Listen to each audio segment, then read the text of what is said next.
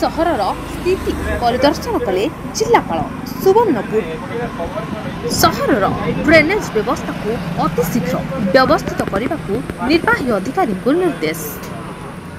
आगामी वर्षा को दृष्टि रखी आज सकाळे जिलापाल सुवर्णपुर विमलेन्दु राय सोनपुर सहरर विभिन्न वार्ड परिदर्शन करी सहरर ड्रेनेज परिमल तथा पीवा पानी व्यवस्था स्थितिर सरजमीन समीक्षा करिसेंती।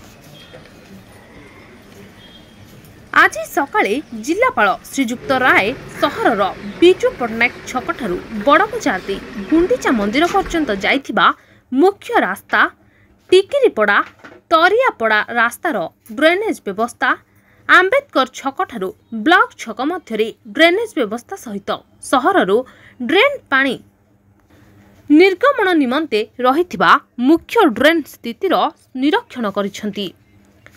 जनसाधारण को एक सुस्थ और स्वास्थ्यकर परिवेश प्रदान करने को कहवा सह परिदर्शन समय उपस्थित रहिथिबा पौर परिषद निर्वाही अधिकारी सोनपुर को आवश्यक ड्रेनेज व्यवस्थार सुधार निमंते त्वरित पदक्षेप नेबा को निर्देश दैछंती। विभिन्न वार्ड बुलिबा समय जिलापाल श्रीजुक्त राय स्थानीय अधिवासी सह ड्रेनेज व्यवस्था सह परिमल और पीवा पानी संपर्क में मध्य पचारि बुझिछंती। जिलापाल एही परिदर्शन समय तहसीलदार सोनपुर नवीन किशोर पाढ़ी पौर परिषद निर्वाही अधिकारी सूर्यंशु रूट एवं यासह पौर परिषदर संपृक्त अधिकारी और कर्मचारी माने उपस्थित रहिथिले।